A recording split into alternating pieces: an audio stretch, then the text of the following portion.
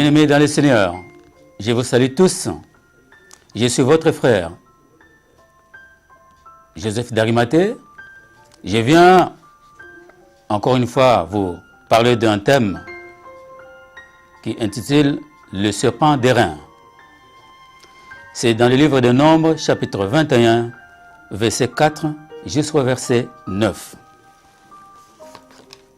Je lis la parole de Dieu. Ils partirent de la montagne de Hor par le chemin de la mer Rouge pour contourner le pays d'Édom. Le peuple s'impatienta en route et parla contre Dieu et contre Moïse. Pourquoi nous avez-vous fait monter hors d'Égypte pour que nous mourions dans le désert? Car il n'y a point de pain et il n'y a point d'eau, et notre âme est dégoûtée de cette misérable nourriture. Alors l'Éternel envoya contre le peuple des serpents brûlants. Ils maudirent le peuple, et il mourut beaucoup de gens en Israël. Le peuple vint à Moïse et dit: Nous avons péché, car nous avons parlé contre l'Éternel et contre toi. Prie l'Éternel afin qu'il éloigne de nous les serpents. Moïse pria pour le peuple. L'Éternel dit à Moïse: Fais-toi un serpent brûlant et place-le sur une perche. Quiconque aura été mordu et le regardera conservera la vie. Moïse fit un serpent d'airain et le plaça sur une perche, et quiconque avait été mordu par un serpent le regardait et conservait la vie. Bien-aimés, avant toute chose, je vais parler du serpent. Il était un animal le plus rusé que Dieu avait créé. Satan lui-même s'est servi du serpent pour séduire Ève. Je crois que vous connaissez bien l'histoire de la chute d'Adam et Ève dans le jardin d'Éden. Le serpent symbolise aussi le diable, appelé serpent ancien. C'est dans Apocalypse chapitre 12, verset 9, et puis Apocalypse chapitre 20, verset 2. C'est pour ceux qui veulent vérifier. Parce que les chrétiens de Béret, quand Paul leur prêchait la parole de Dieu, ils vérifiaient dans les Écritures afin de savoir si ce que Paul leur disait était exact. Alors, vous avez droit de vérifier dans les Écritures, dans la Bible. Le serpent d'airain, comme nous venons de lire dans Nombres chapitre 21, verset 4 jusqu'au verset 9, il a été fait par Moïse sous l'ordre de Dieu, parce que le peuple d'Israël avait murmuré contre Dieu et contre Moïse à cause de la faim et de la soif. Alors Dieu va leur envoyer des serpents brûlants qu'ils ont mordus, et beaucoup parmi eux ont trouvé la mort dans le désert. Ce peuple, après avoir, n'est-ce pas, reconnu qu'ils ont péché contre Dieu et contre Moïse, ils sont partis maintenant voir le prophète Moïse. Il va les supplier afin que Moïse puisse parler à Dieu de pouvoir éloigner les serpents. Dieu va donner l'ordre à Moïse de faire un serpent d'airain, et il va l'élever sur une perche afin que celui qui était mordu par le serpent, lorsqu'il regardait le serpent d'airain, il ne mourait pas, mais il faisait quoi? Il conservait la vie. Bien dans le Seigneur, je vais donner quelques détails. Dans ce message, nous allons voir quelques critères. Nous allons développer le serpent d'airain, la perche,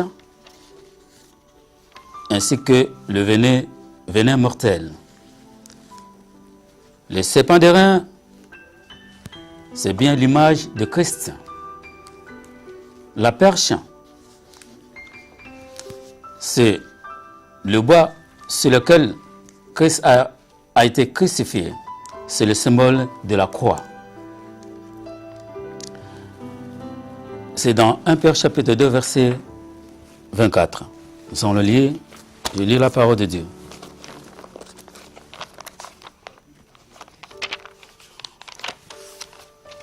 « 1 Pierre chapitre 2 verset 24.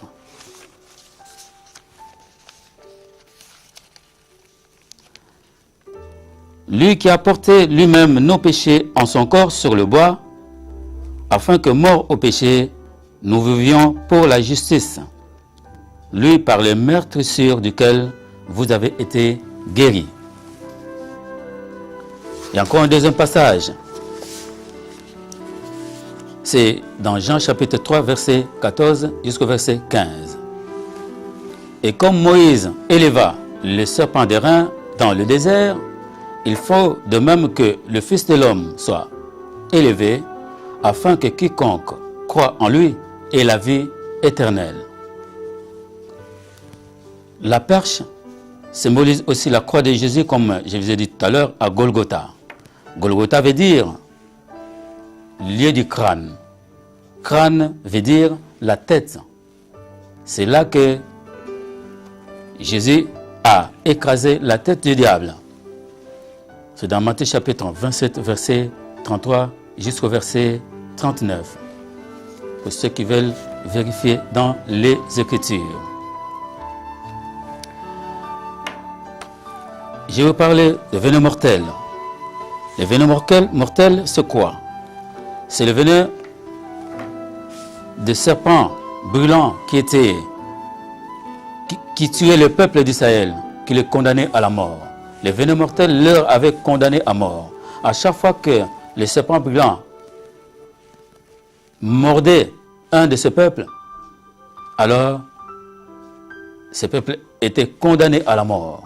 Voilà pourquoi Dieu va, n'est-ce pas, donner l'ordre à Moïse de pouvoir élever le serpent d'airain sur une perche, afin que quiconque le regardera ne mourra pas, mais conserver la vie.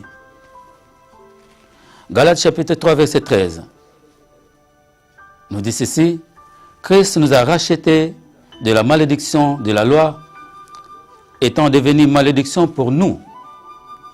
Et dans 2 Corinthiens chapitre 5, verset 21, la Bible dit: celui qui n'a point connu le péché, il l'a fait devenir péché pour nous, afin que nous devenions en lui justice de Dieu.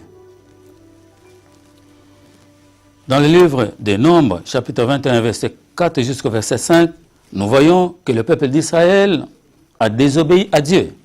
Et ce peuple a subi quoi? La malédiction.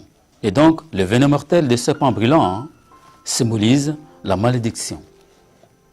Car tous ont péché et sont privés de la gloire de Dieu. Romains chapitre 3, verset 23. Et dans Romains 6, verset 23, la Bible dit: car le salaire du péché, c'est la mort. Mais le don gratuit de Dieu, c'est la vie éternelle en Jésus-Christ notre Seigneur. Alors, la désobéissance, c'est un péché. Nous connaissons bien l'histoire de Samuel.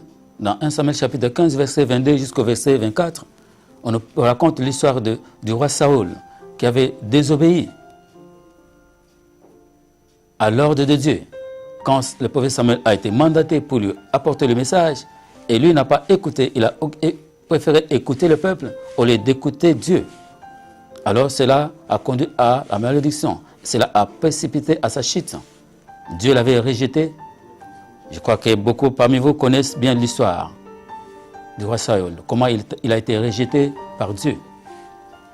Alors, la désobéissance conduit à la malédiction. Toi qui désobéis à la parole de Dieu, toi qui désobéis à Dieu, alors évite ce qu'on appelle la malédiction. Ici, nous avons vu les serpents brûlants, ils ont mordu le peuple d'Israël. Beaucoup parmi ce peuple ont trouvé la mort. Alors, nous avons vu dans la lecture que nous venons de faire, ce peuple s'est repenti après avoir compris il a péché contre Dieu, il a fait quoi? Il s'est repenti. Donc lorsqu'on se repent, eh bien, les péchés sont pardonnés. Alors quand on se repent, on fait l'acte quoi? On fait l'acte de la repentance. La repentance, c'est l'acte par lequel on prend la décision d'abandonner le péché. Alors, ce peuple a pris la décision de se repentir en abandonnant le péché. Quand ce peuple s'est repenti, c'est là où maintenant, c'est l'ordre de Dieu, Moïse va faire, n'est-ce pas, le serpent d'airain qu'il va mettre plus haut sur une perche, et celui qui fixait les regards sur lui recevait la vie. Dans Apocalypse chapitre 1 dans le verset 18, Jésus tient la clé des morts et des séjours des morts. Ayons les regards fixés sur Jésus, bien-aimé dans le Seigneur. C'est Jésus qui suscite la foi. Dans Jean chapitre 6, verset 40, la Bible dit, « La volonté de mon Père, c'est que quiconque voit le Fils et croit en lui ait la vie éternelle, et je le ressusciterai au dernier jour. » Dans le livre de Jean chapitre 11, verset 25, la Bible dit, c'est Jésus qui dit, Jésus lui dit, « Je suis la résurrection et la vie. Celui qui croit en moi vivra quand même, il serait mort. » Ayons les yeux, le regard fixé sur Jésus pour que nous puissions avoir la vie. Dans Marc chapitre 5, verset 24 jusqu'au verset 34, nous voyons l'histoire de la femme qui avait la perte de sang. Marc chapitre 5, verset 25 jusqu'au verset 34. Marc chapitre 5, verset 25 jusqu'au verset 34.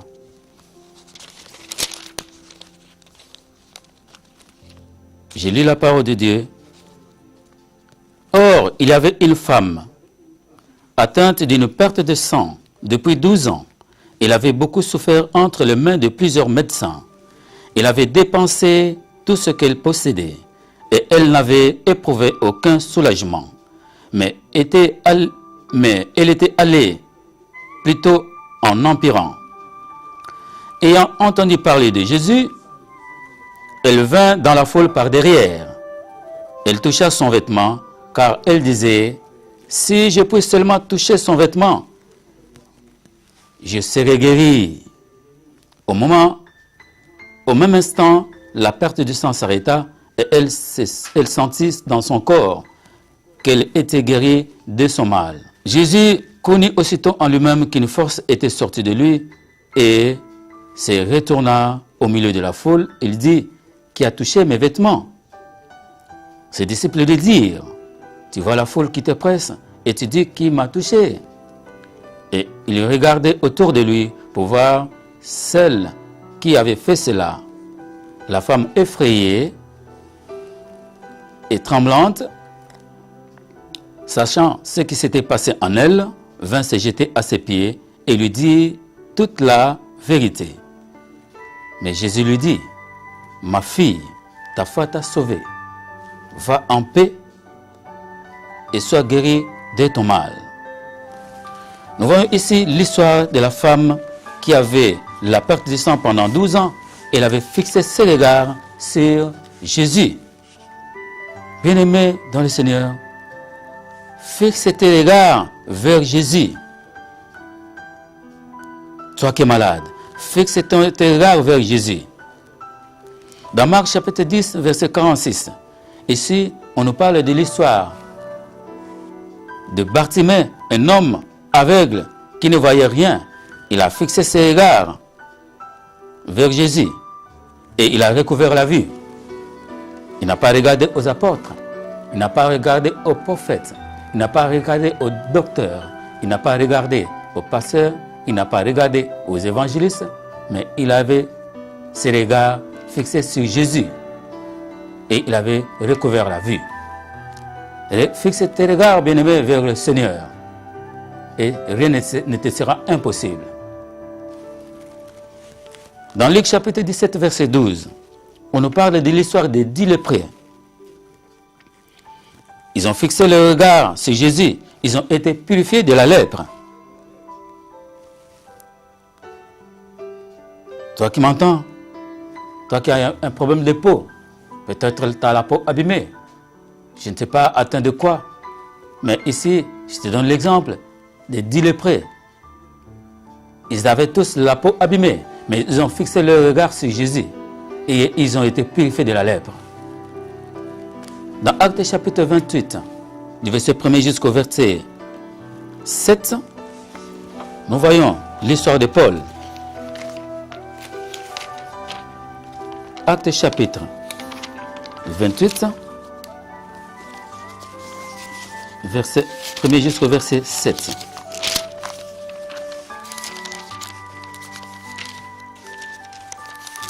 Actes chapitre 28, verset 1er jusqu'au verset 7.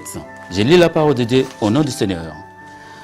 Après nous être sauvés, nous reconnûmes que l'île s'appelait Malte. Les barbares nous témoignèrent une bienveillance peu commune. Ils nous recueillirent tous auprès d'un grand feu qu'ils avaient allumé parce que la pluie tombait et qu'il faisait grand froid. Paul ayant ramassé un tas de broussailles et l'ayant mis au feu, une vipère en sortit par le feu de la chaleur et s'attacha à sa main. Quand les barbares virent l'animal suspendu à sa main, ils se dirent les uns les autres, assurément cet homme est un meurtrier puisque la justice n'a pas voulu le laisser vivre après qu'il a été sauvé de la mer. Paul secoua l'animal dans le feu et ne ressentit aucun mal. Ces gens s'attendaient à le voir enfler ou tomber mort subitement. Mais après avoir longtemps attendu, voyant qu'il ne lui arrivait aucun mal, ils changèrent d'avis et dirent que c'était un dieu. Il y avait dans les environs des terres appartenant au principal personnage de l'île, nommé Publius, qui nous reçut et nous logea pendant 3 jours de la manière la plus amicale. Bien aimé, ici nous voyons l'histoire de Paul mordu par le serpent. Mais il n'était pas mort. Les gens le croyaient mort, mais il n'était pas mort. Parce que le serpent des reins était en lui. Fixe tes regards bien-aimés dans le Seigneur. C'est le serpent des reins. Et tu ne mourras pas, tu conserveras la vie. Dans Colossiens chapitre 2, verset 14 à 15, la Bible dit, il a effacé l'acte dont les ordonnances nous condamnaient et qui subsistait contre nous.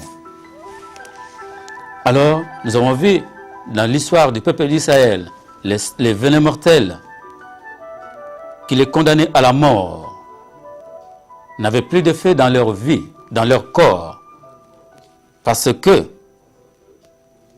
le serpent d'airain, qui est bien sûr l'image de Christ,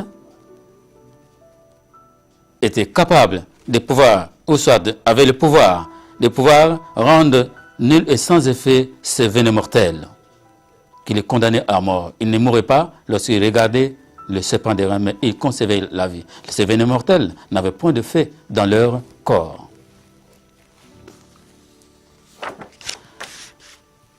Bien-aimé Seigneur, toi qui es condamné par la maladie, tu as perdu l'espoir. Fixe tes regards sur Jésus. Toi qui as des problèmes, n'importe lesquels, fixe tes regards sur Jésus. Toi qui te sens condamné, délaissé, fixe tes regards sur Jésus, parce qu'il a dit, je ne te délaisserai point, je ne t'abandonnerai point. Il sera toujours à tes côtés, bien-aimé dans le Seigneur. Fixe tes regards sur Jésus-Christ de Nazareth. C'est le seul qui peut te secourir dans tout ce que tu peux avoir comme problème. Bien-aimé, le serpent d'airain, c'est Jésus-Christ qui est l'image de Dieu invisible. En lui, nous avons la vie éternelle. En lui, nous avons la guérison. En lui, nous avons la réussite, le succès. En lui, nous avons la paix. nous avons la joie. En lui, nous avons l'espérance. Parce que la Bible dit, Christ en nous, c'est l'espérance de la gloire. Colossiens chapitre 1, verset 27. En lui, nous avons la foi.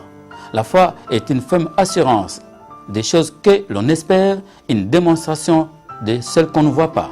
La foi, c'est la réalité de ce qui est invisible. En lui, nous avons l'amour. Bien-aimé, il y a trois choses qui demeurent.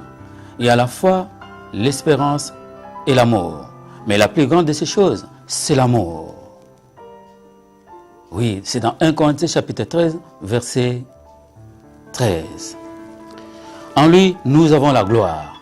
Dans Psaume 84, verset 12, la Bible dit, l'Éternel accorde la grâce et la gloire. En lui, nous avons la pleine assurance. Dans 1 Jean chapitre 5, verset 14 à 15, la Bible nous dit, nous avons auprès de lui cette assurance que si nous demandons quelque chose selon sa volonté, il nous écoute.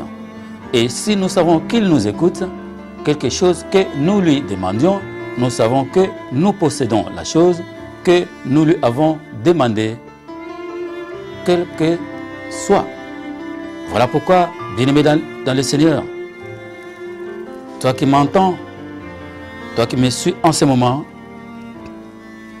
ce que je peux te donner comme conseil pour conclure est tout simplement les regards fixés sur Jésus. Quel que soit le problème qui peut ronger ton cœur, ça ce n'est qu'un venin mortel qui restera dans ton corps, dans ta vie, nul et sans effet. Car le véritable serpent d'airain, le véritable serpent, donc c'est-à-dire Jésus-Christ de Nazareth, il est à tes côtés, il sera avec toi et il est en toi. Comme il a démontré cela chez Paul, le serpent d'airain était en lui. Aujourd'hui, je voudrais te dire que le serpent d'airain est aussi en toi. Dans Galates 2, verset 20, la Bible est claire. La Bible dit que si je vis, ce n'est plus moi qui vis, mais c'est Christ qui vit en moi. Donc ce n'est plus toi qui vis, mais Christ en toi. Alors n'aie pas peur, n'aie pas peur, n'aie pas peur des problèmes. Le Seigneur te bénira. Crois tout simplement et confie-toi en lui. Il est tellement amour. Il est miséricordieux, compatissant, lent en la colère, riche en bonté et en fidélité. Alors confie-toi au Seigneur, fixe tes regards sur lui. Dieu te bénisse. C'est lui qui marche selon l'esprit vivant.